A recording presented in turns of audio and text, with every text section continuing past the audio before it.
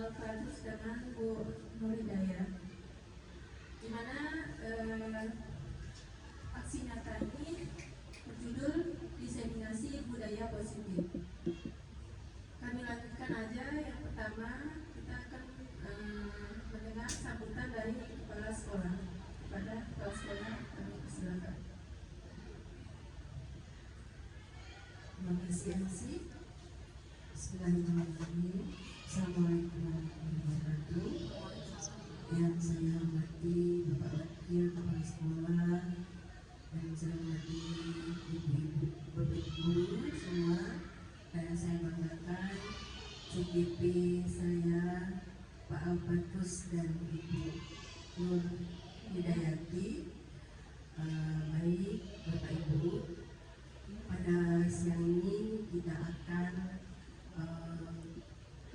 menyaksikan atau mendengarkan dari kedua CGP kita ini tentang diseminasi budaya positif, ya, yang mana di dalam diseminasi ini saya sebagai kepala sekolah berharap apa yang dibagikan oleh kedua CGP ini dapat Bapak Ibu sebagai guru serap ilmunya, ya.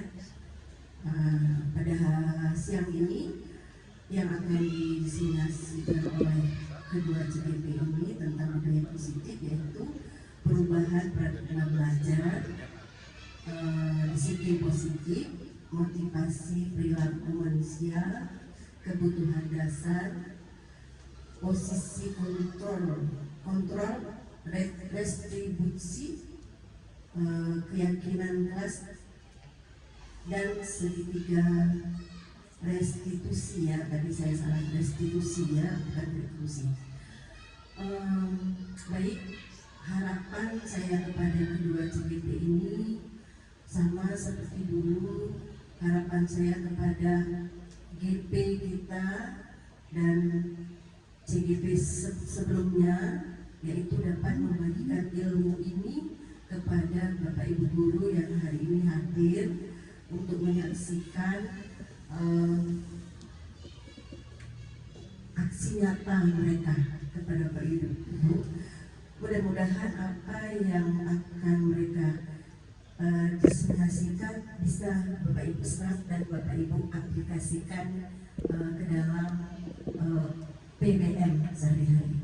Itu saja mungkin karena sambutan dari saya mengucapkan selamat kepada kedua CGP. Semoga sukses, ya, lancar, dan ilmu yang didapat itu bisa diterapkan dalam kehidupan sehari sesuai dengan tuntutan kurikulum kita, kurikulum Merdeka zaman sekarang. Baik, lebih kurang mohon maaf. Terima kasih atas kehadiran Bapak Ibu. Wassalamualaikum warahmatullahi wabarakatuh.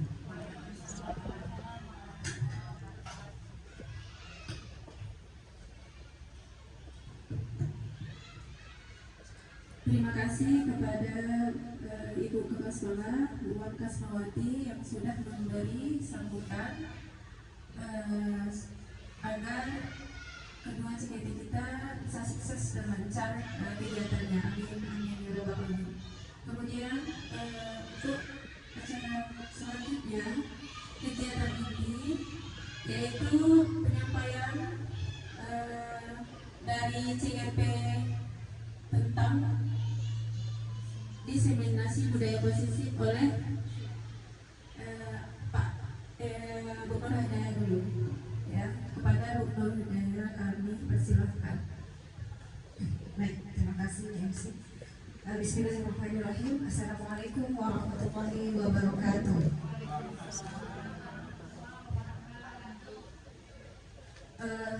Terima kasih atas kehadiran Bapak Ibu semuanya, Ibu Kepala Sekolah. Terima kasih. Kami akan menyampaikan tentang diseminasi budaya positif.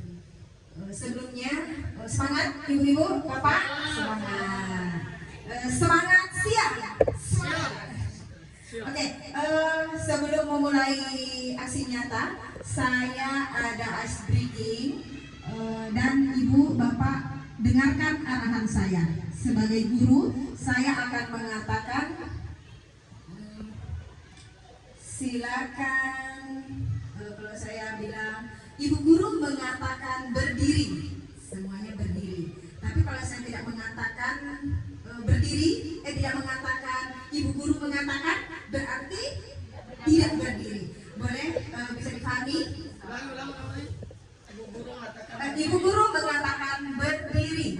Nah, Ibu Guru mengatakan berdiri, jadi semua audiens berdiri. Tapi jika Ibu Guru tidak mengatakan, Ibu Guru mengatakan, berarti tetap duduk. Boleh kita mulai? Baik, kita mulai. Ibu Guru mengatakan, silakan berdiri. Ibu Guru mengatakan, maju ke depan. Silakan duduk. Ibu Guru mengatakan, mundur ke belakang. Ibu Guru mengatakan, silakan duduk. Terima kasih. Ya, ternyata diserap dengan baik ya. Ibu-ibu yang saya hormati, serta Bapak Wakil, Ibu Kepala Sekolah, kami akan menyampaikan diseminasi budaya positif.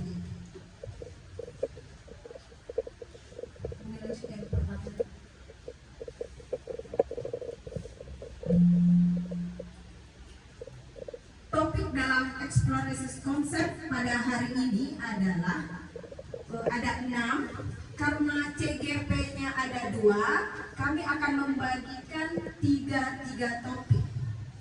Oke? Saya akan menyampaikan 3 topik, yaitu disiplin positif dan nilai-nilai kebajikan universal. Kedua, teori motivasi hukuman dan penghargaan restitusi. 3, keyakinan kelas. Dan CGP berikutnya Pak Alfa akan menyampaikan tentang kebutuhan dasar manusia dan dunia berkualitas. Restitusi 5 posisi kontrol. Kemudian restitusi segitiga restitusi. Pembelajaran 2.1, disiplin positif dan nilai-nilai kebajikan universal. Apa kebajikan itu? Yang pertama adalah disiplin. Maksud disiplin dari bahasa Latin adalah belajar. Disiplin diri membuat orang menggali potensinya menuju sebuah tujuan apa yang dia hargai. Namun dalam budaya kita, makna kata disiplin telah berubah menjadi sesuatu yang dilakukan seseorang pada orang lain untuk mendapatkan kepatuhan. Kecenderungan umum adalah menghubungkan kata disiplin dengan ketidaknyamanan, bukan dengan apa yang kita hargai atau pencapaian suatu tujuan mulia. Definisi dari disiplin positif itu sendiri adalah sebuah bentuk penerapan disiplin tanpa kekerasan. Upaya mengkomunikasikan perilaku yang efektif antara orang tua dan anak. Di sini kita sebagai orang tua di sekolah adalah guru. Mengajarkan anak untuk memahami konsekuensi dari perilaku mereka. Nah, selanjutnya, mengajarkan anak tanggung jawab dan rasa hormat ketika berinteraksi dengan lingkungannya. Begitulah disiplin positif. Selanjutnya, nilai-nilai kebajikan universal. Nilai-nilai kebajikan adalah sifat-sifat positif manusia yang merupakan tujuan mulia yang ingin dicapai setiap individu. Nilai-nilai tersebut bersifat universal dan lintas bahasa, suku bangsa, agama maupun latar belakang. Setiap perilaku, perbuatan memiliki suatu tujuan menurut William Glasser pada teori kontrol 1984. Dengan mengaitkan nilai-nilai kebajikan diyakini oleh seseorang, maka motivasi instruksinya intrinsiknya akan terbangun sehingga menggerakkan motivasi dari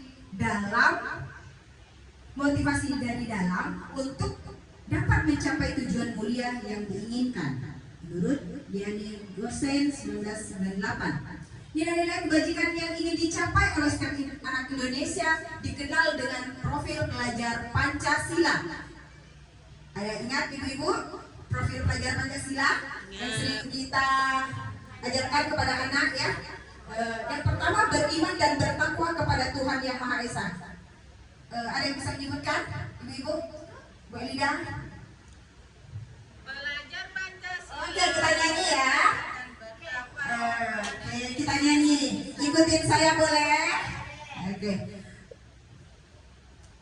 Pelajar Pancasila beriman dan bertakwa pada Tuhan Yang Esa dan berakhlak mulia, berkebinekaan global, gotong royong mandiri, kreatif dan bernalar kritis. Nah, ini anak-anak sudah hafal. Ibu guru sudah hafal?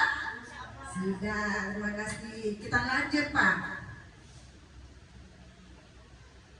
Lanjut pembelajaran 2.2, teori motivasi, hukuman dan penghargaan, restitusi. Nah, ini banyak kekeliruan nih tentang hukuman atau penghargaan ya. Teori motivasi, hukuman dan penghargaan menurut Diane Gosen menyatakan ada 3 motivasi perilaku manusia. Yang pertama, motivasi perilaku manusia itu untuk menghindari ketidaknyamanan atau hukuman. Kita termotivasi nih, karena apa? Karena kita menghindari agar tidak nyaman, tidak kena hukuman. Akhirnya kita termotivasi, datang tepat waktu, ya kan? Yang kedua, untuk mendapatkan imbalan atau penghargaan dari orang lain. Bisa imbalan itu seperti pujian juga.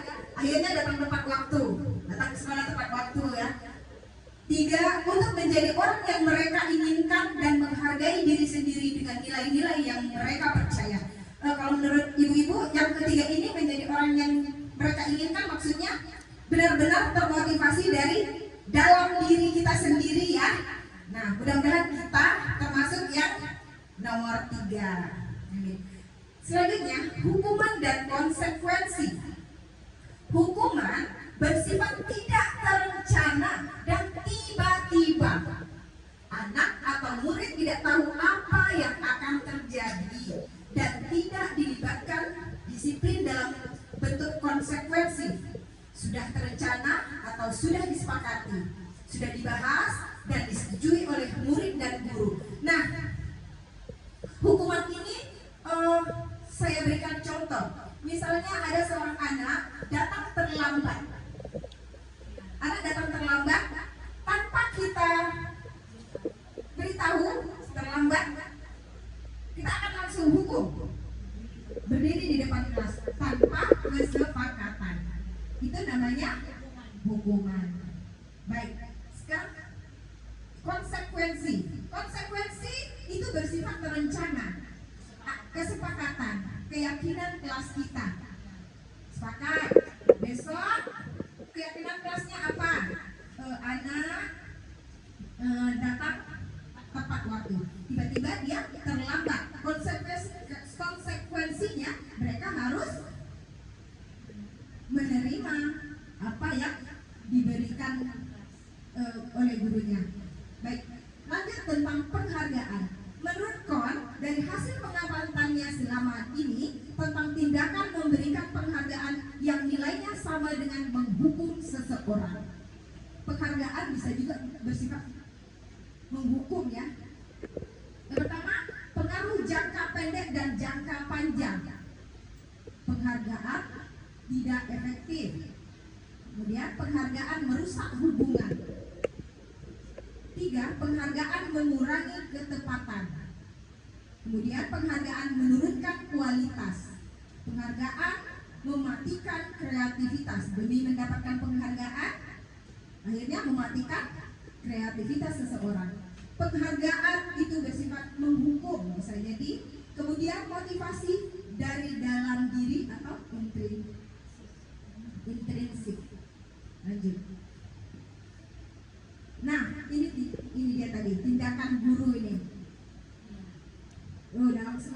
hukuman. Mencatat 100 kali di dalam buku kalimat, saya tidak akan terlambat lagi karena terlambat ke sekolah. Hukuman ya, hukuman. Kemudian lari mengelilingi lapangan basket 2 kali karena terlambat hadir di sekolah. Ternyata itu termasuk hukuman. Bapak Ibu, kira-kira kita ini termasuk penghukum atau tidak? Tidak ya. Dan konsekuensinya ya.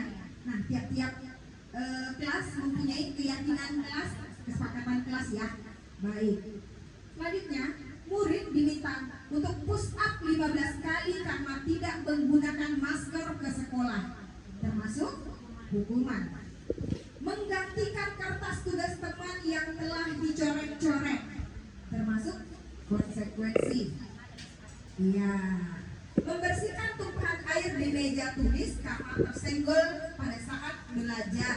Termasuk konsekuensi. Murid disuruh untuk mengenakan sepatu seharian di sekolah karena tidak mengenakan sepatu hitam. Termasuk hukuman. Lari mengelilingi lapangan basket 2 kali karena terlambat 10 menit untuk pelajaran PJOK. Nah, karena dia sudah terlambat, konsekuensinya dia harus lari. Nah, ada pertanyaan nih. Kalau misalnya ada anak tidak memakai sepatu hitam, lalu ada seorang guru mengatakan pulang dan ambil sepatu sesuai dengan apa yang sudah ditentukan sekolah. Kira-kira konsekuensi apa hukuman? Konsekuensi. Baik. Kesepakatan. Baik. Kita lanjut Pak. Apa perbedaan hukuman dan konsekuensi? Kita masuk pada hukuman. Hukuman itu ternyata, Ibu, Bapak, hukuman itu ternyata sesuatu yang menyakitkan harus terjadi. Kira-kira kita mau tidak dihukum? Tidak mau. Sebagai guru juga kita tidak mau ya dihukum ya, karena menyakitkan. Kemudian membuat anak sakit fisik maupun hati untuk jangka waktu lama. Nah, tertekan juga ya kan anak-anak. Kira-kira kalau lari itu berbentuk apa Ibu?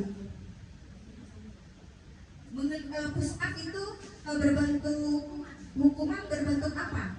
Fisik ya. Nah, pernah kita lakukan di kelas? Tidak. Baik. Yang 02 the best lah. Ya, tapi kalau itu sudah konsekuensinya, kesepakatan pada saat itu boleh dilakukan. Ya, oke. Anak membenci kedisiplinan. Nah, jadi mereka akhirnya marah. Kemudian paksaan. Nah, hukuman itu ternyata berbentuk paksaan. Kenapa paksaan? Karena tidak ada kesepakatan awal antara guru dan anak. Makanya mereka jadi terpaksa. Ya kan? Kemudian mendorong anak menyakiti diri sendiri. Karena sudah terpaksa, akhirnya membuat mereka sakit hati sendiri. Harus melakukan apa yang kita berikan hukuman itu. Konsep diri yang buruk. Kemudian anak belajar untuk menyembunyikan kesalahan. Nah, akhirnya mereka menjadi pembohong. Karena apa Ibu? Karena sering dihukum. Karena takut disalahkan, takut dimarah, takut dihukum. Akhirnya yang tadinya benar mereka melakukan kesalahan, akhirnya mereka berbohong, menutupi kesalahannya. Marah. Ya, tentu. Karena dihukum, siapa yang tidak marah? Rasa bersalah, dipermalukan di depan kelas. Anak-anak diperlakukan atau dimarah di depan teman-teman, tentu mereka merasa dipermalukan, tak dihargai, merasa tidak dihargai. Kira-kira sudah jelas ya tentang hukuman. Kita lanjut dengan konsekuensi. Hukuman, kalau hukuman sesuatu yang menyakitkan harus terjadi, tetapi pada konsekuensi memang sesuatu harus terjadi. Iya, membuat anak merasa tidak nyaman dalam jangka waktu pendek. Kalau hukuman dalam jangka waktu panjang. Konsekuensi, anak menghargai disiplin. Nah, mereka lebih bertanggung jawab untuk disiplin. Oh ya, konsekuensinya karena mereka sendiri yang buat. Stimulus atau tanggapan, bukan terpaksa. Kemudian mendorong anak agar mudah menyesuaikan diri. Nah, kalau pada hukuman konsep diri buruk, tetapi pada konsekuensi konsep diri yang baik. Anak belajar untuk mematuhi peraturan, sehingga pada hukuman mereka menyembunyikan kesalahan, sedangkan pada konsekuensi anak belajar untuk mematuhi peraturan. Selanjutnya pada konsekuensi kehilangan hak, dibuat tidak nyaman, diasingkan untuk sementara saja. Ya, tidak merasa bersalah tidak terlalu lama. Apa itu restitusi? Restitusi adalah proses menciptakan kondisi bagi murid untuk memperbaiki kesalahan mereka. Nah, jadi anak yang berbuat salah, kita perbaiki kesalahannya, bukan malah kita mencari-cari kesalahan, sehingga mereka bisa kembali pada kelompok mereka dengan karakter yang lebih kuat. Nah, setelah kita panggil, kita berikan restitusi. Dalam restitusi nanti ada 3 penyelesaiannya. Nah, setelah kita panggil, mereka akan menjadi kembali kuat dan menjadi diri mereka sendiri. Restitusi juga merupakan proses kolaboratif yang mengajarkan murid untuk mencari solusi untuk masalah mereka dan membantu murid berpikir tentang orang seperti apa yang mereka inginkan atau tujuan mulia, dan bagaimana mereka harus memperlakukan orang lain. Pada restitusi ini kita tanyakan kepada anak, mau jadi apa sebenarnya mereka? Mengapa anak-anak ibu melakukan itu? Ketika mereka berbuat salah, semua orang berbuat salah. Tetapi apakah guru pernah berbuat salah? Ibu juga pernah berbuat salah. Kita tanyakan, tentu anak-anak ibu membuat kesalahan itu tentu ada sebabnya. Kita tanyakan, kenapa tadi nak tidak menulis? Kenapa tadi nak tidak buat buku? Kita tanyakan, kenapa tadinya kamu tumbuk temannya? Apa alasan kamu? Mereka berikan alasan. Tentu mereka mengatakan, Bu, tadi dia yang tumbuk saya dulu. Kita tanya, bukan kita langsung cecar mereka dengan menyalahkan, tetapi kita mencari solusi, bukan mencari kesalahan. 9 ciri-ciri restitusi. Yang pertama, bukan untuk menebus kesalahan, namun untuk belajar dari kesalahan. Yang kedua, memperbaiki hubungan yang tadinya tidak baik menjadi baik. Kemudian kita tawaran, bukan paksaan. Mau jadi apa kamu nak? Mau jadi apa nanti kamu nak? Restitusi menuntut untuk melihat ke dalam diri anak itu, potensi dirinya. Restitusi mencari kebutuhan dasar yang mendasari tindakan. Nah, yang kita tanyakan tadi, apa motivasi kamu melakukan itu? Kita tanyakan. Restitusi diri adalah cara yang paling baik. Restitusi fokus pada karakter, bukan tindakan. Restitusi fokus pada solusi, bukan kesalahan. Restitusi mengembalikan murid yang berbuat salah pada kelompoknya. Eksplorasi konsep pembelajaran 3, keyakinan kelas. Nah, budaya positif selanjutnya adalah keyakinan kelas. Ada lingkungan positif, keyakinan kelas itu, dan peraturan kelas. Kita buat peraturan kelas dulu. Lingkungan positif, keyakinan kelas, dan peraturan kelas. Kita buat dulu. Kalau peraturan kelas itu kesepakatan kelas. Nah, ada satu kalimat, dilarang berisik. Kira-kira itu termasuk peraturan atau keyakinan? Peraturan apa keyakinan? Peraturan. Karena ada bahasa dilarang. Tetapi kalau di keyakinan kelas atau di keyakinan kelas atau kesepakatan kelas, diharap tenang, ada ujian. Apalagi contohnya kalau peraturan, dilarang membuang sampah sembarangan. Peraturan. Kalau keyakinannya, buanglah sampah pada tempatnya. Kalau keyakinan kelas ini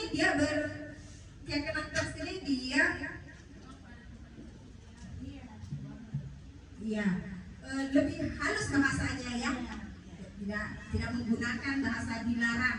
Nah, sekarang bahasa dilarang itu tidak digunakan lagi. Jangan dilarang, rasanya keras. Ada pertanyaan, kalau misalnya tiba-tiba ada anak ya main sepeda, jangan kencang-kencang. Kita ganti apa? Pelan-pelan, betul. Pelan-pelan, betul. Iya. Sebisanya boleh kata jangan, tetapi untuk biasanya dipakai untuk marketing. Jangan mampir karena ada ayam penyet. Kenapa dia menggunakan itu? Supaya orang jadi tertarik. Penasaran kok dilarang? Padahal itu enak, padahal itu ramai orang. Tapi bahasa di situ dilarang. Baik, sampai di sini dari saya. Kita lanjut dengan CGP selanjutnya. Belum?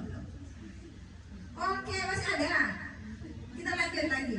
Pembentukan keyakinan sekolah atau kelas. Oh, ternyata masih ada. Mau cepat-cepat selesai. Pembentukan keyakinan sekolah atau kelas. Keyakinan kelas bersifat lebih abstrak daripada peraturan yang lebih rinci dan konkret.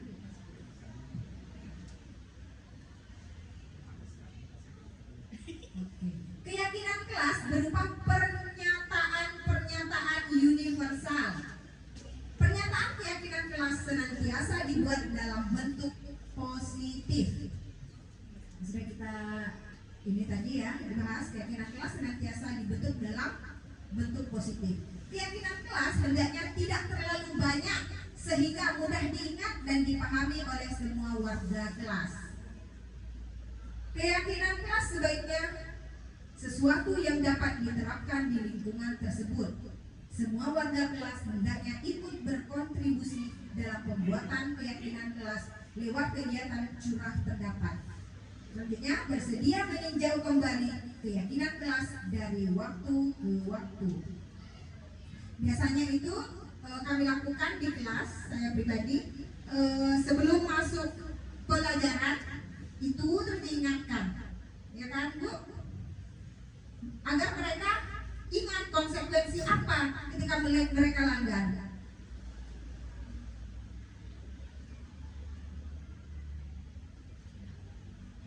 Yang mana yang merupakan keyakinan kelas dan mengapa? Datang tepat waktu mengucapkan salam, termasuk kesepakatan kelas. Menjaga kebersihan sekolah.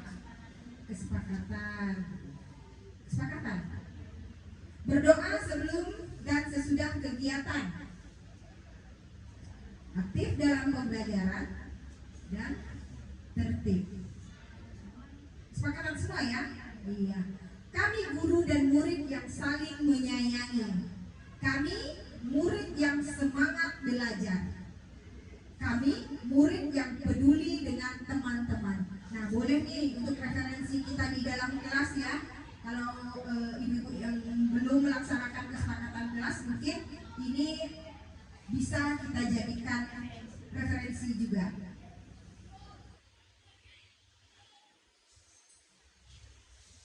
Adapun prosedur pembentukan keyakinan sekolah atau kelas. Mempersilahkan warga sekolah atau murid-murid di sekolah atau kelas untuk bercurah pendapat tentang peraturan yang disepakati di kelas atau di sekolah. Lanjut mencatat semua masukan para murid. Kita catat dulu masukan mereka atau warga sekolah di papan tulis atau di kertas besar yang berukuran poster, di mana sebuah anggota kelas atau warga sekolah bisa melihat curah pendapat. Susunlah keyakinan kelas sesuai prosedur atau pembentukan keyakinan sekolah atau kelas. Gantilah dengan kalimat dalam bentuk negatif menjadi positif. Yang tadinya dilarang, kita ganti menjadi kalimat yang lebih positif. Kalimat negatif, contohnya jangan berlari di kelas atau koridor. Kalimat positifnya kita ganti dengan berjalanlah di kelas atau koridor. Tinjau kembali daftar curah pendapat yang sudah dicatat.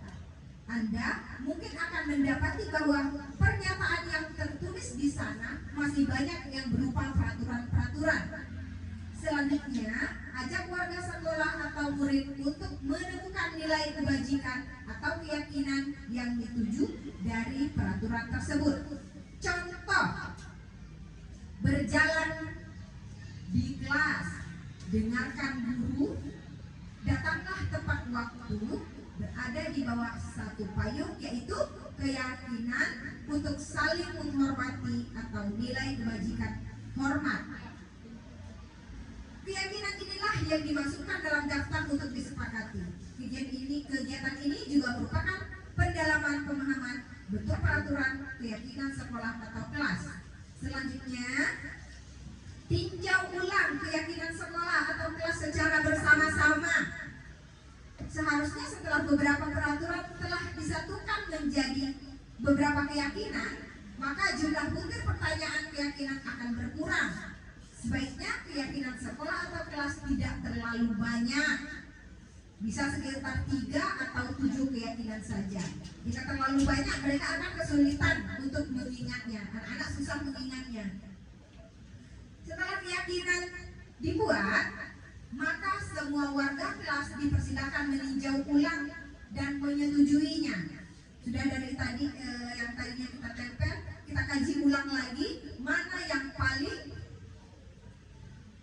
baik menurut warga kelas.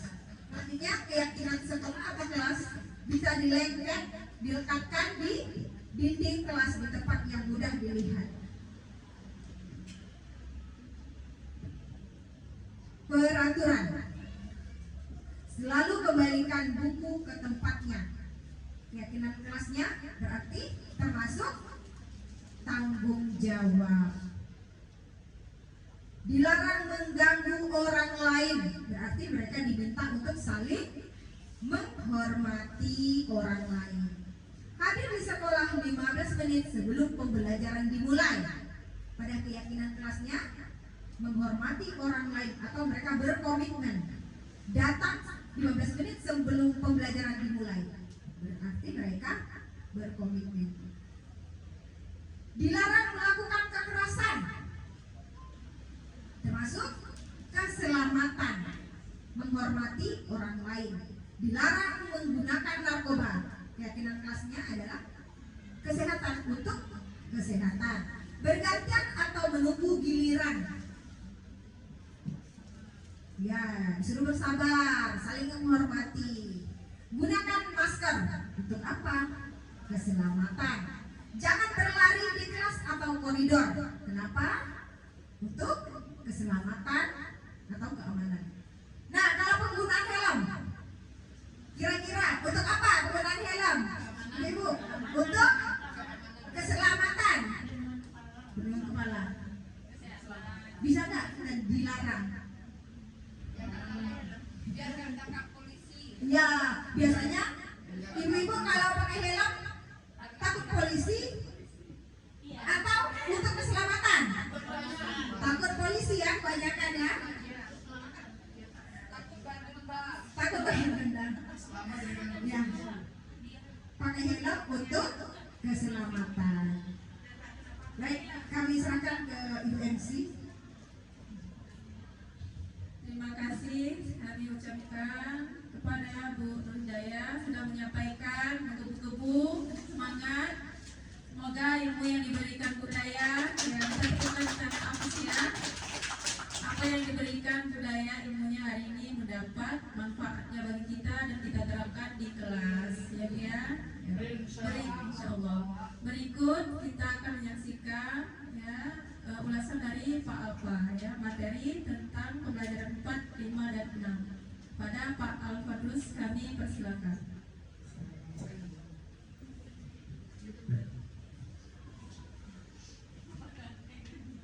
Terima kasih Bu Eka. Assalamualaikum warahmatullahi wabarakatuh. Bapak Ibu semuanya, pada kesempatan ini saya akan menyampaikan pembahasan topik keempat, kebutuhan dasar manusia dan dunia berkualitas. Jadi tujuan kita mempelajari ini untuk kita mengetahui kebutuhan dasar kita sebagai manusia apa, baik sebagai siswa juga. Jika ada kebutuhan ini yang tidak terpenuhi, maka namuminya manusia atau siswa kita itu akan mencari kebutuhan itu. Kemudian itulah yang akan menjadi sebab atau masalah di dalam kita mengajar di kelas. Jika ada satu kebutuhan saja yang tidak terpenuhi. Jadi kebutuhan dasar manusia itu ada 5. Yang pertama, udah pasti bertahan hidup. Contoh bertahan hidup itu makan, minum. Jadi contohnya di kelas, jika anak itu tidak dikasih uang jajan yang cukup oleh orang tuanya, dia akan berusaha memenuhi kebutuhan bertahan hidupnya dengan mengambil uang jajan temannya atau mengambil makanan temannya. Nah, inilah nanti yang terjadi beberapa masalah yang kita hadapi, seperti temannya meminta uang dari temannya atau makanannya sehingga terjadi keributan. Itu. Yang kedua, kasih sayang dan rasa diterima. Jadi jika siswa kita di kelas itu kekurangan kasih sayang, baik di rumah maupun di sekolah, dia akan mencari kebutuhannya ini biasanya dengan mengganggu teman atau mencari perhatian. Di sinilah tugas kita sebagai pendidik untuk bisa memahami itu. Biasanya anak-anak yang seperti ini yang dari rumahnya orang tuanya sudah ada masalah atau broken home seperti itu. Jadi yang ketiga yaitu kesenangan. Jadi kadang kita melihat kalau kita sedang menjelaskan di kelas, ada beberapa anak yang suka bermain-main karena dia mencari kesenangannya, dan pada dasarnya kodrat mengajar anak itu memang banyaknya masih bermain, terutama untuk SD. Jadi jika kebutuhan bermainnya ini tidak terpenuhi, akhirnya dalam mengajar timbullah masalah itu. Jadi kita sebagai guru harus jeli untuk melihat ini. Makanya kita sesekali lakukan ice making dan permainan di kelas. Tujuannya seperti itu. Yang keempat itu kebebasan. Jadi terkadang dalam memberikan tugas atau mengajar ke anak, kita tidak boleh terlalu monoton atau memaksakan kamu harus membuat ini, tugasnya wajib ini, dan cara mengerjakannya wajib seperti yang Bapak Ibu contohkan. Jadi nggak bisa. Jadi mereka juga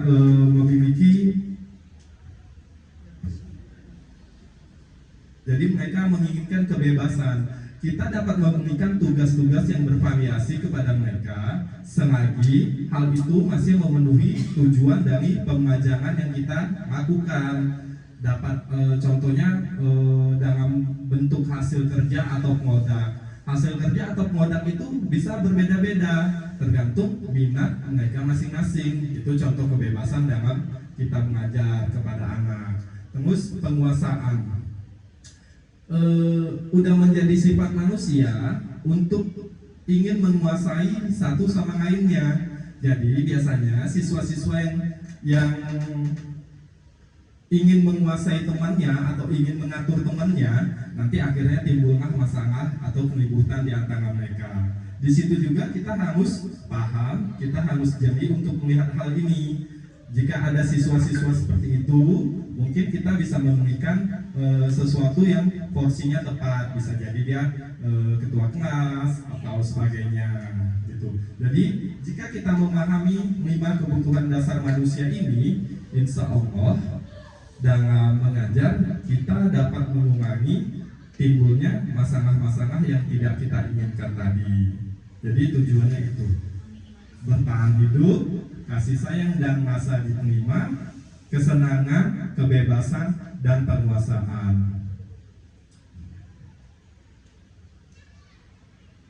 Kebutuhan bertahan hidup, survival. Kebutuhan yang bersifat fisiologis untuk bertahan hidup, misalnya kesehatan, rumah, dan makanan. Jadi udah kodrat kita, kalau kita tidak mendapatkan hal ini, kita akan mencarinya bagaimanapun caranya, baik itu benar maupun tidak. Itulah yang terjadi pada siswa. Dan jangankan siswa, kita sendiri juga kadang seperti itu. Kebutuhan biologis sebagai bagian dari proses reproduksi, termasuk kebutuhan untuk bertahan hidup. Komponen psikologis pada kebutuhan ini mengikuti kebutuhan akan perasaan aman. Yang kedua adalah kasih sayang dan rasa diterima, kebutuhan untuk diterima. Jadi anak dalam sekolah atau belajar, dia juga membutuhkan rasa untuk diterima dan diakui gitu. Jadi sesekali kita boleh memuji mereka, tetapi jangan berlebihan. Karena seperti yang disampaikan budaya tadi, bahwa penghargaan itu jika berlebihan dapat menghukum atau menjatuhkan kemampuannya jika berlebihan. Anak-anak yang memiliki kebutuhan dasar kasih sayang dan rasa diterima yang tinggi biasanya ingin disukai dan diterima oleh lingkungannya. Mereka juga akrab dengan orang tuanya. Biasanya mereka belajar karena suka pada gurunya. Jadi itu, pada poin ini kita harus menjadi pendidik yang disukai oleh siswa kita. Begitu. Mereka juga biasanya suka bekerja dalam kelompok. Jadi anak-anak yang butuh kasih sayang dan rasa diterima ini, mereka lebih nyaman kalau mengajarnya secara berkelompok daripada individu. Jadi kita dalam mengajar jangan terlalu monoton, sesekali bentuklah kelompok mengajar mereka. Untuk penguasaan, kebutuhan pengakuan atas kemampuan. Jadi anak-anak itu, kita pun juga pada dasarnya semua manusia butuh diakui atas prestasinya, diakui atas kemampuannya. Kadang kan kita kalau pekerjaan itu kita yang ngerjakan, tetapi yang disebut orang lain tentu kita nggak terima. Jadi seperti ini juga yang dialami oleh siswa kita. Anak-anak yang memiliki kebutuhan dasar akan penguasaan yang tinggi biasanya selalu ingin menjadi pemimpin. Yang saya katakan tadi, dia ingin menjadi, contohnya kita tempatkan dia sebagai ketua kelas, wakil, atau sekretaris, seperti itu. Mereka juga suka mengamati sebelum mencoba hal baru dan merasa kecewa jika melakukan kesalahan. Jadi anak-anak seperti ini biasanya sifatnya lebih perfeksionis karena dia suka mengatur. Jadi kita harus paham hal-hal itu. Mereka juga biasanya rapi, sistematis, dan selalu ingin mencapai yang terbaik. Untuk kebebasan, kebutuhan akan pilihan. Jadi anak-anak ini menginginkan kebebasan memilih apa yang ingin mereka lakukan. gitu. Anak-anak ini dengan kebutuhan kebebasan yang tinggi menginginkan pilihan. Jadi mereka tidak suka sesuatu yang berjalan terlalu monoton dan biasa-biasa aja. Mereka maunya kegiatan yang bervariasi, bergerak, suka mencoba hal-hal yang baru, tidak terpengaruh terhadap orang lain, dan senang mencoba hal yang baru dan menarik gitu. Jadi contohnya pengajarannya bisa kita variasikan dari model pengajaran bersifat demonstrasi, praktek, prakarya, dan sebagainya. Kesenangan, kebutuhan untuk merasa senang. Jadi anak-anak datang ke sekolah, pikirannya tidak selalu semuanya untuk mengajar saja. Mereka juga mencari kesenangan bermain dengan teman-temannya, kesenangan dengan gurunya. Kalau gurunya saja sudah tidak menyenangkan, jadi motivasi mereka datang dari rumah tidak terpenuhi. Akhirnya mereka akan mencari kesenangan-kesenangan yang dapat memuaskan mereka. Terjadilah masalah-masalah yang sering kita hadapi itu. Anak-anak dengan kebutuhan dasar kesenangan yang tinggi biasanya ingin menikmati apa yang dilakukan. Mereka juga ingin berkonsentrasi tinggi saat mengerjakan hal yang disenangi. Mereka suka permainan, suka mengoleksi barang, suka bergumam, suka melucu, dan juga menggemaskan. Jadi dengan mengajar kita bisa juga kok menerapkan permainan. Contoh, kalau memang pun kita ingin mengambil nilai pengetahuan anak, kita bisa melakukan seperti penerapan kuis ranking 1 di kelas. Jadi mengajar sekaligus bermain. Jadi sudah terpenuhi kebutuhan kesenangan mereka. Ini ada beberapa kasus atau beberapa contoh. Sebutkan kebutuhan apa yang sedang berusaha dipenuhi oleh anak-anak ini. Tadi kan seperti yang saya sebutkan, kebutuhan dasar manusia ada 5. Dari kasus ini kita coba identifikasi anak-anak ini berusaha memenuhi kebutuhan yang mana. Contoh 1, Dinda, seorang anak kelas 3 SD, begitu tiba di rumah, sepulang dari sekolah, menangis dan mengadu pada ibunya bahwa dia benci pada Ibu Mani, gurunya. Menurut Anda, kebutuhan apa yang berusaha dipenuhi oleh Dinda? Jika jawabannya seperti ini, jika Dindanya bicara seperti ini, Ibu guru bilang, aku tidak boleh bersenandung sewaktu mengerjakan tugas. Katanya kelas harus tenang, tidak ada suara, dan enggak semut jadinya. Kadang kita waktu lagi ngajar atau menjelaskan, ada anak-anak kita yang suka nyanyi-nyanyi atau bersenandung gitu. Jadi sebenarnya dia sedang berusaha memenuhi satu dari kebutuhan 5 dasarnya tadi. Yang manakah ini? Apakah kebebasan, penguasaan, cinta dan kasih sayang, atau kesenangan? Kesenangan. Kebebasan? Kesenangan. Kesenangan. Kesenangan. Senang nyanyi kan? Cinta dan kasih sayang ya Bu Mudi? Bu Mudi jawab, coba Bu Mudi jawab dulu. Cinta dan kasih sayang. Karena dia minta perhatian dari gurunya. Pada kata yang mana menjelaskan minta perhatian? Dia sambil bernyanyi-nyanyi supaya didengar sama gurunya dan teman-teman lainnya. Oke, terima kasih Bu Mudi. Bu Mudi memberikan pendapat kan cinta dan kasih sayang. Ada pendapat yang berbeda nih sepertinya. Kesenangan. Kesenangan. Ya. Ibu jawab kesenangan. Boleh Ibu ngasih pendapatnya Bu? Dia suka nyanyi. Menurut pendapat saya dari kalimat itu, kan tadi katanya kesenangan itu belajar sambil bermain kan, jadi dia sambil belajar, dia sambil bernyanyi supaya belajarnya lebih menyenangkan gitu. Jadi saya pilih kesenangan. Tepuk tangan dong untuk Ibu Seniman. Ibu milih kesenangan. Ada yang ingin menyampaikan pendapatnya lagi? Baik.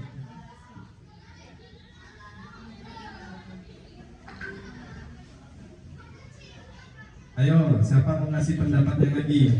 Gak apa-apa, kita sama-sama. Bu Idel menjawab kebebasan. Oh, beda. Kenapa tuh Bu Idel? Ini kan pendapat yang Iya, nggak apa-apa Bu. Kalau kebebasan maksudnya gini, tujuan pembelajarannya apa? Tujuannya misalnya ke A. Jadi anak ini bebas memilih cara dia menuju ke A itu mungkin dengan cara bersenandung kecil kan, itu tidak dibuat bernyanyi besar kan, bersenandung. Berarti bersenandung itu kan tidak dengan suara yang berteriak-teriak. Dia Ya. bersenandung, jadi dia bebas bebas ya mau gimana ya? Bebas berekspresi, Bebas begitu. berekspresi. Oke, gitu ya. Oke, jadi saya simpulkan ada 3 jawaban berbeda. Bu Murni tadi cinta dan kasih sayang ya Bu. Bu Wan kesenangan, Budel kebebasan. Coba kita lihat jawabannya. Budaya. Ya, tepuk tangan untuk Ibu. Jawabannya kesenangan. Kesenangan. Kenapa? Di saat itu dia sedang bosan. Dia mau cari sesuatu yang menyenangkan untuk dia. Makanya dia bersenandung. Gitu ya. Coba soal kedua Budaya.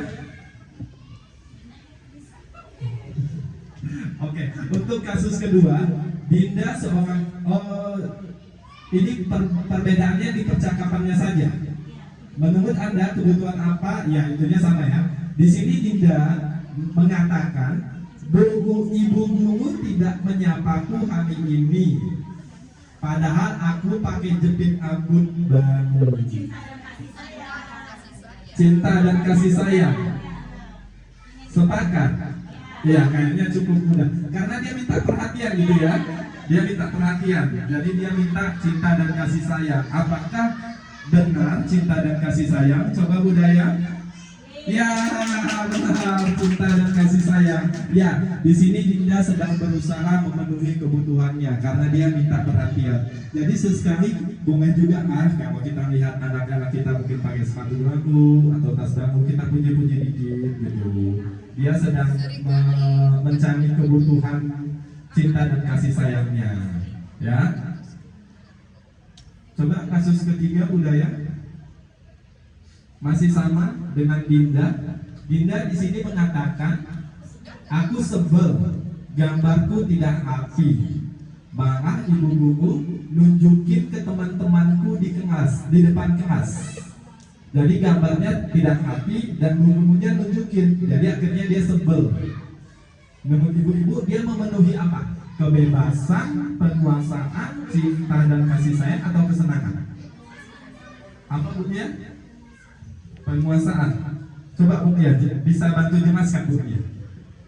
Saya beri penguasaan karena di situ ada kalimat aku sebel, gambarku tidak rapi. Itu kan yang menunjukkan bahwa dia kecewa dengan hasil yang dia buat. Jadi itu penguasaan. Iya. Oke. Ada yang lain? Kebebasan. Oh, bertentangan dengan Bu Muni. Bunda. Ada yang lain lagi? Bu Zanika apa? Coba Bu Zanika. Ini kan dengan pendapat kata Bunda kan. Menurut saya kebebasan. Kenapa? Kebebasan. Dia kan sudah menggambar tuh hasil kerjanya. Berarti kita anak-anak kan biasa menggambar sesuai dengan maunya kan. Bebasnya, kebebasannya. Seharusnya kita jadi guru, kita akan bilang bagus saja walaupun gambar tuh apa-apa yang dia gambarkan.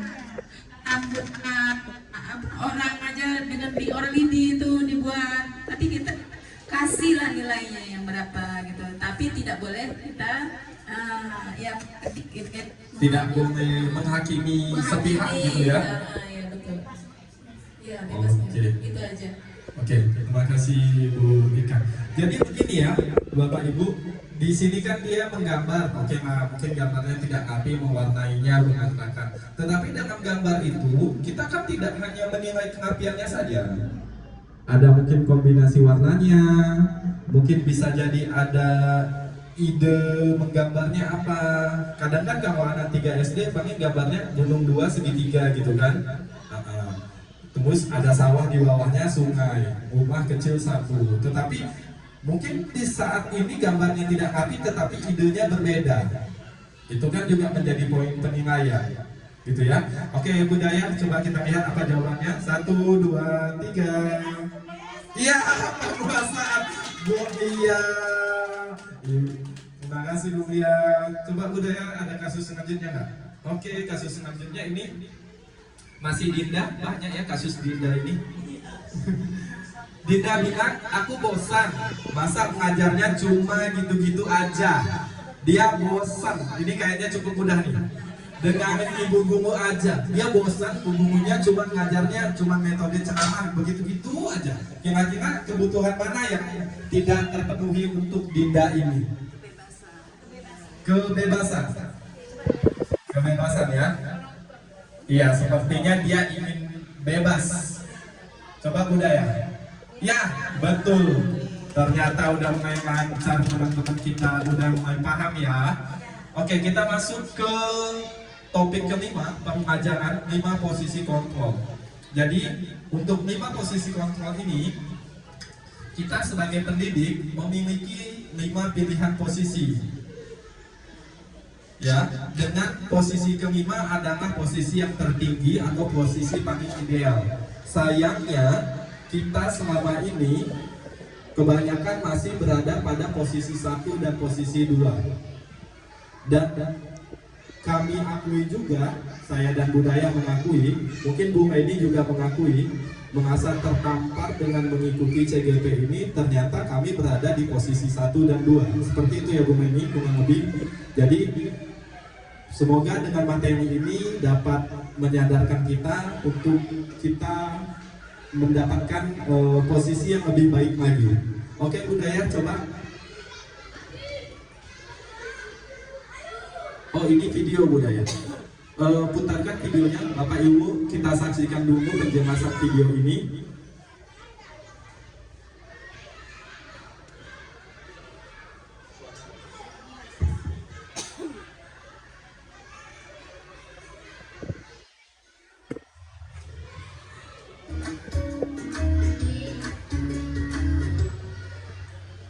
Salam bahagia Ibu dan Bapak guru hebat. Dalam penerapan disiplin positif restitusi, salah satu program yang dikembangkan adalah 5 posisi kontrol. 5 posisi kontrol dalam restitusi adalah proses perjalanan seorang pendidik agar dapat mengenali dirinya. Pada video kali ini, kita akan membahas tentang 5 posisi kontrol yang dikembangkan oleh Diane Gosser dan contoh penerapannya.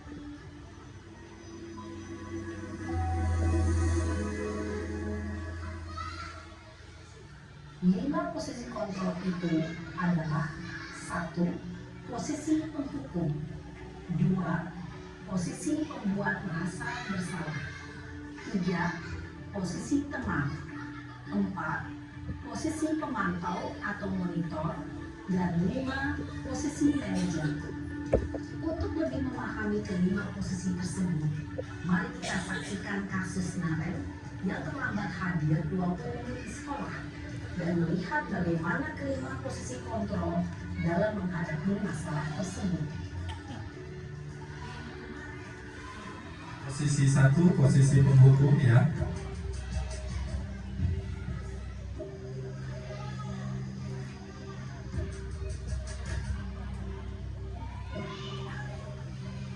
Naren, sini kamu. Selamat pagi Bu. Selalu terlambat. Kamu deh, pasti terlambat. Maaf Bu, saya Apa? Apa coba? Alasan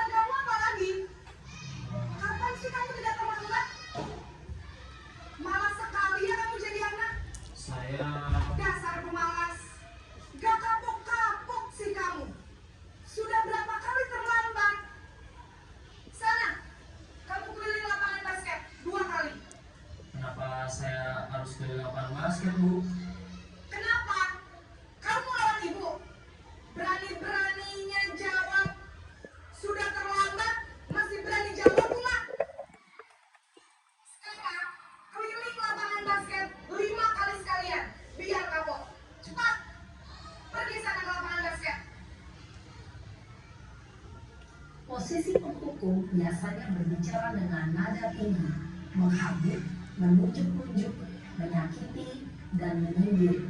Hukuman bisa berupa fisik maupun psikis. Ibu dan bapak guru hebat. Dampak yang terjadi pada murid ketika guru berada pada posisi penghukum adalah murid cenderung akan memberontak, bahkan menyimpan dendam.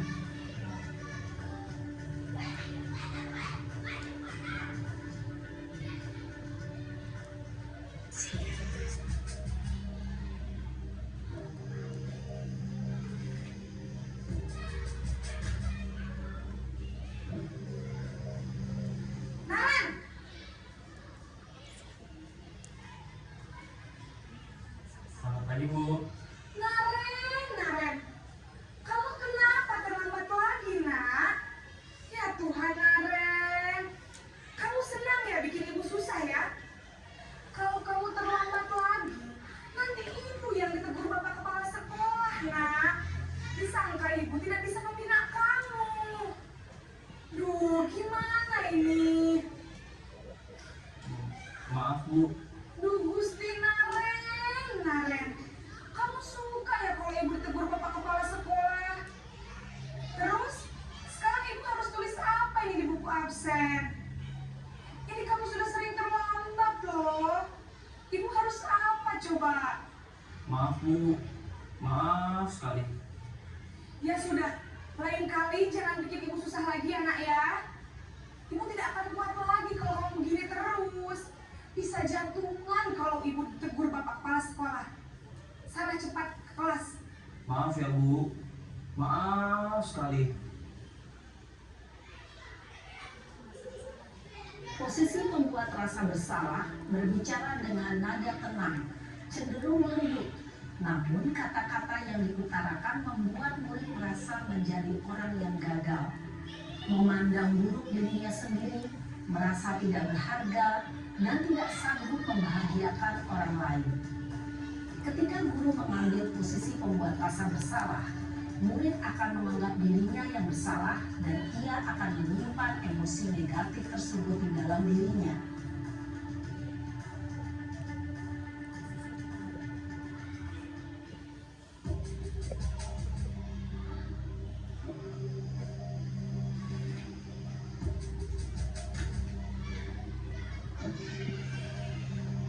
Naren!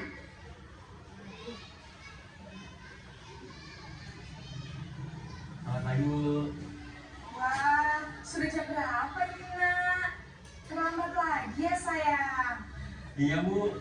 Habis ibu saya lupa bangunkan saya, Bu. Kamu malah menyalahkan ibu kamu. Kamu bukannya anak yang larinya paling kencang. Kok terlambat sih? Iya, Bu. Saya memang terlambat bangun tadi. Jadi, biarpun saya lari kencang, tetap nggak kekejar, Bu. Ya sudah sana. Nanti lain kali larinya lebih kencang lagi ya.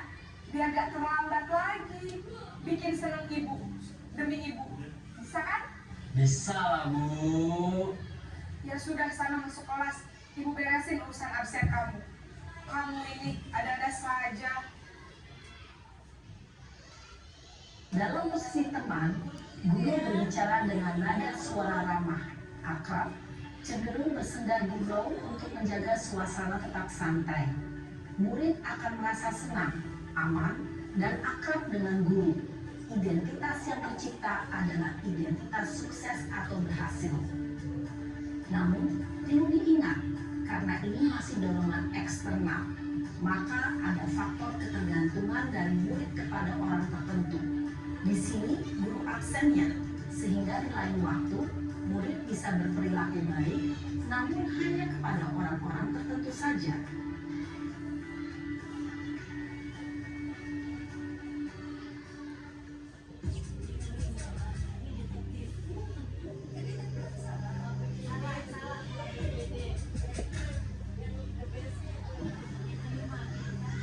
Naren!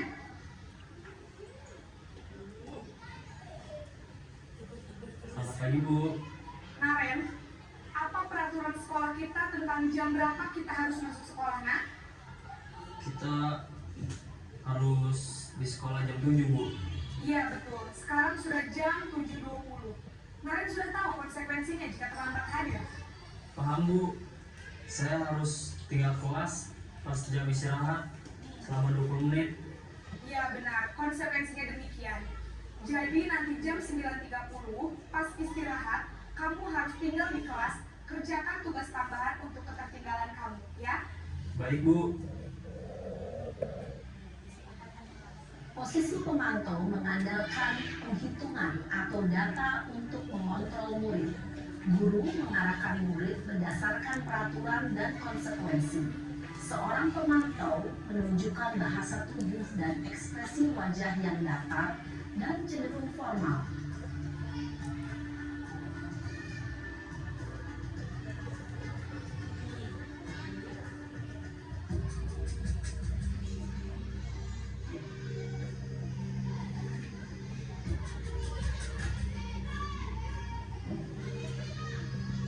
Naren!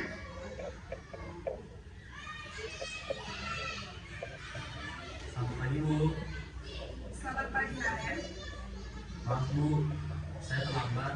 Iya, sekolah masuknya jam 7, sekarang sudah jam 7.20. Jadi sekarang bagaimana ini Naren? Maaf, Bu. Saya lupa setel alarm saya semalam. Baiklah, menurut kamu, keyakinan sekolah yang mana yang perlu kamu tingkatkan? Menghargai diri sendiri dan orang lain mungkin, ya, Bu. Setuju. Jadi, apakah Naren meyakini prinsip saling menghormati tersebut? Iya, Bu. Saya meyakininya. Apakah Naren bersedia memperbaiki masalah keterlambatan ini? Bersedia, Bu. Bagaimana kamu akan perbaiki masalah keterlambatan ini? Saya akan coba untuk tidak lupa menyetel alarm saya, Bu. Baik, kalau Naren lupa menyetel alarm di rumah, ada orang yang kira-kira bisa bantu mengingatkan tidak? Ada, Bu. Kakak saya, Kak Emma. Ada lagi selain Kak Emma? Selain Kak Emma, ada ibu saya. Baik, jadi yang mengingatkan Naren adalah Kak Emma dan ibu kamu ya?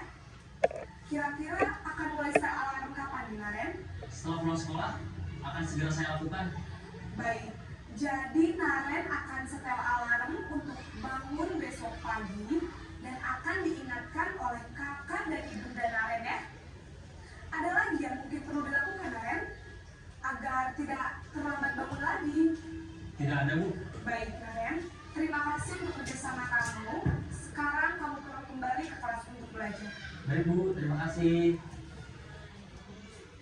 Posisi manajer adalah posisi kontrol yang disarankan untuk membimbing murid memiliki sikap disiplin yang positif, yaitu murid yang mandiri, bertanggung jawab, dan dapat memecahkan masalah.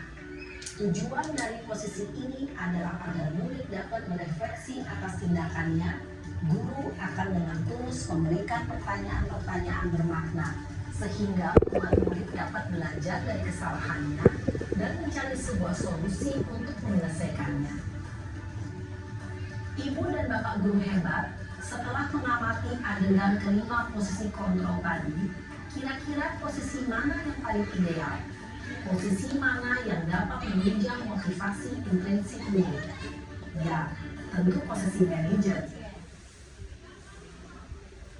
Nah, Bapak Ibu, kita udah melihat 5 videonya.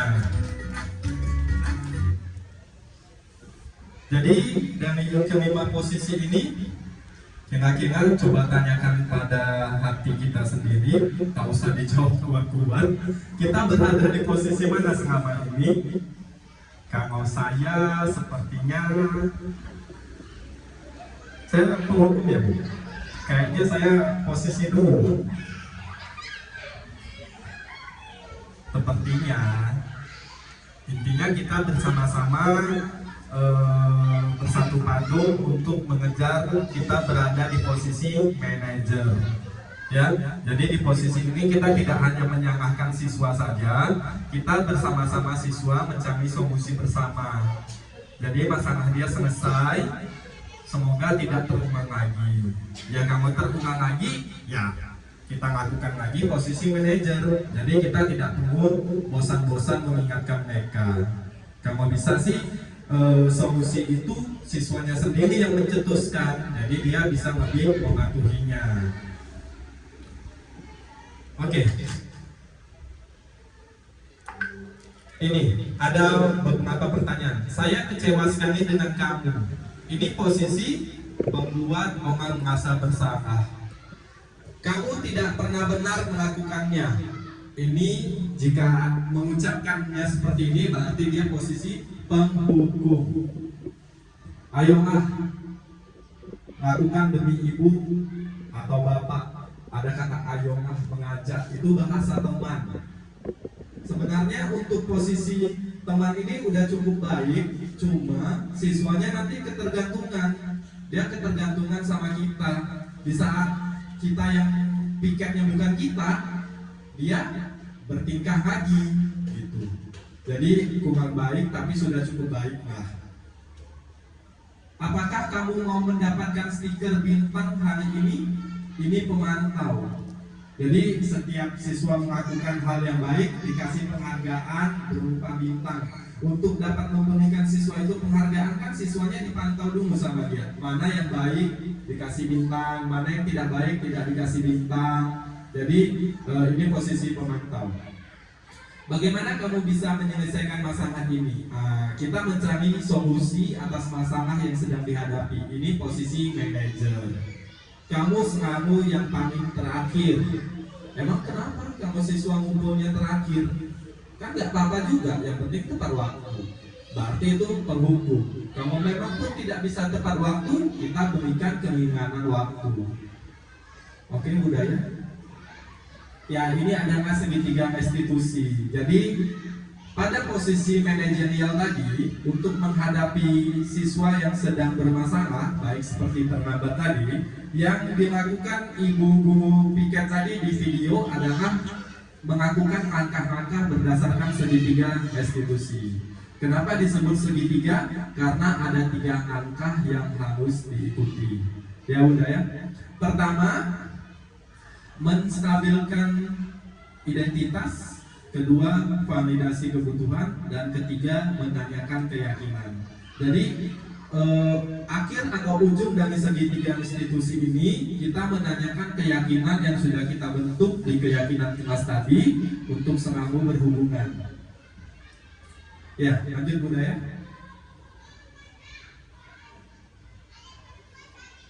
Guru berkata berbuat salah hal. Ini contoh pada langkah menstabilkan identitas. Dia ada 3. Yang pertama, menstabilkan identitas. Contoh percakapannya begini. Gurunya berkata berbuat salah itu hal yang manusiawi. Jadi kalau ada siswa berbuat salah, kita nggak perlu menghakimi berlebihan. Cukup kita katakan berbuat salah itu hal yang manusiawi. Tidak ada manusia yang sempurna. Bapak ibu juga buat salah. Kita pasti bisa menyelesaikan permasalahan ini. Bapak ibu tidak tertarik untuk mencari tahu siapa yang benar, siapa yang salah. Bapak ibu lebih tertarik untuk menyelesaikan masalah. Kalau kamu menyalahkan dirimu sendiri terus menerus, apakah kamu bersikap baik pada dirimu sendiri? Kurang lebih itu percakapan pada bagian menstabilkan identitas. Lanjut budaya. Ini validasi kebutuhan. Kamu bisa saja akan melakukan hal yang lebih dulu, tapi kamu tidak melakukannya. Lanjut budaya. Ini untuk menanyakan keyakinan sebagai ujung dari tahapan segitiga restitusi untuk mendapatkan solusinya. Apa nilai yang kita percaya di kelas atau di sekolah kita? Ini menanyakan keyakinan kelas tadi. Untuk lebih jelasnya, ini juga ada videonya. Akan lebih jelas kalau sudah menyaksikan video langsung contohnya. Lanjut budaya. Putarkan budaya.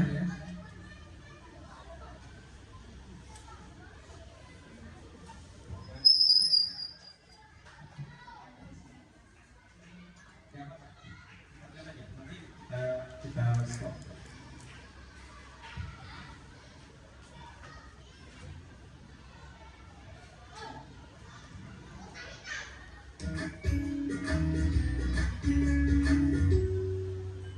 Salam dan bahagia Ibu dan Bapak guru hebat. Pada video kali ini kita akan membahas tentang salah satu program disiplin positif yang diterapkan di lingkungan sekolah yang dikenal dengan nama restitusi.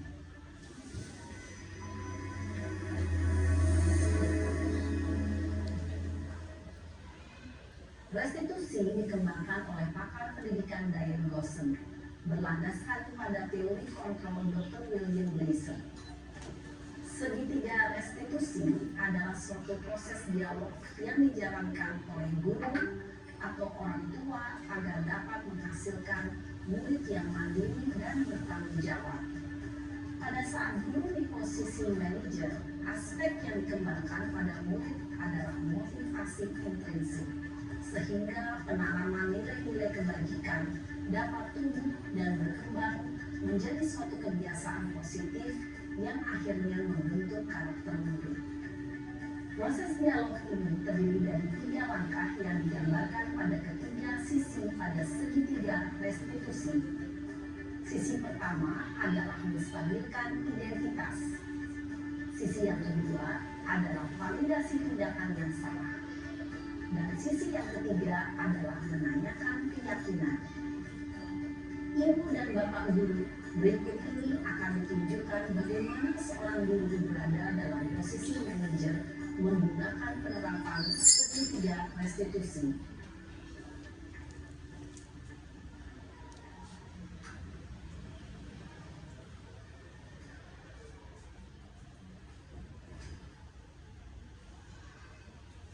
Siang Sarah.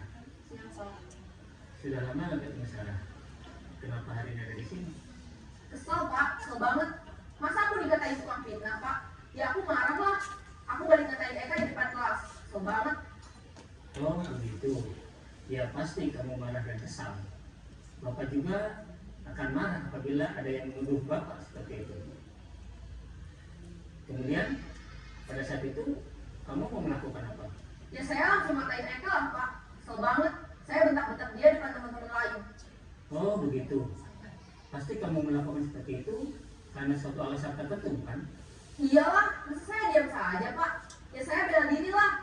Masa saya dituduh tukang fitnah? Ya wajar lah. Mempertahankan harga diri itu sesuatu yang penting buat kamu. Untung kamu tidak bertindak lebih gegabah lagi. Hanya membentak-bentak. Iya, Pak. Untung saya masih bersabar dan hanya membentak saja. Sudah gemes padahal, saya pasti bela diri lah. Ya pasti ya. Tapi kamu memilih untuk tetap bertahan dan bersabar.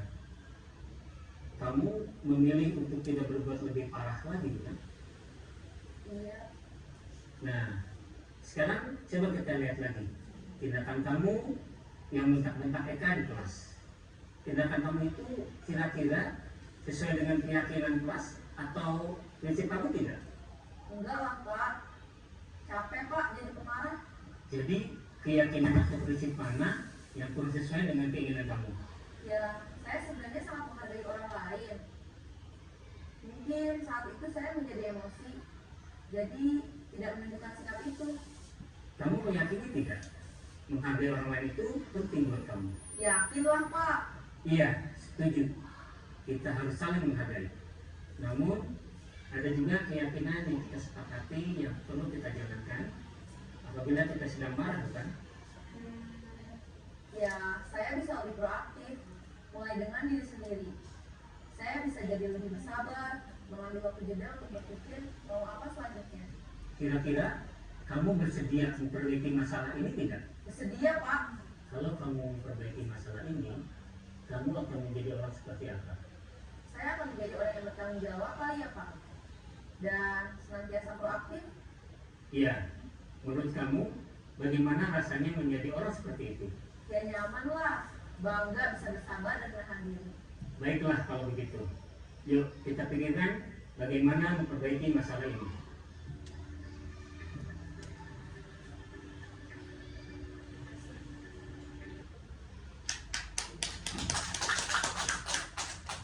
Ya Bapak Ibu, cukup sekian. Tadi juga sudah dilihat untuk segitiga restitusinya. Semoga Apa yang kami sampaikan, saya dan budaya dapat kita lakukan ke anak-anak kita. Semoga kita juga menjadi pendidik yang semakin baik ke depannya. Amin. Untuk selanjutnya saya serahkan kepada Ibu MC.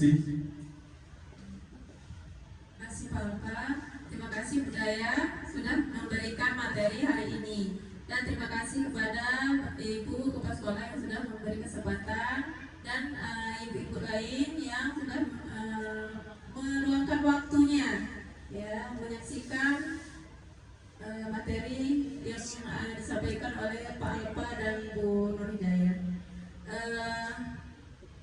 Semoga apa yang disampaikan Pak Alfa dan Bu Nur Hidayat bisa kita terapkan di kelas dan di sekolah kita. Ya, terima kasih. Sekian dari saya. Kesalahan itu hanya milik manusia ya. Yang kebenaran adalah milik Allah Subhanahu Wa Taala. Jadi saya minta maaf jika ada salah ucap untuk membawa acara hari ini. Terima kasih. Saya akhiri dengan wassalamualaikum warahmatullahi wabarakatuh.